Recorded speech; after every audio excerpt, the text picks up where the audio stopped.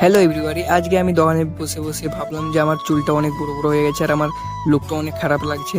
তাই আমি চলে গেলাম সেলুন দোকানে যেমন বসে আছি। আমার বাড়িটা এখন এসে গেল, দেখতেই পাচ্ছ। আমি এখন বসে গেছি চেয়ারে আর আমি এখন নখ বাজাচ্ছি, কোনো টাইম পাস করতে তো হবে। তা আমার ফটাফট করে গায়ের গামছা ঢাকা দিয়ে দিল। তারপর আমার চুলও হেয়ার কাট, তারপর চুল কাটা স্ট্রেট করে দিল। তারপর আমার দেখতে পাচ্ছ লুকটা কিরম কাটা চলছে।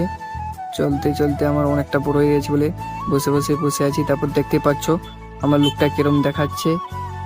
আর আমার বিরাট কোহলির মতন ছাপটা দিয়েছি। আর দেখতে পাচ্ছ এপিসের সেম টু সেম। আর এই দাদাটা অনেক ভালো চুল কাটে।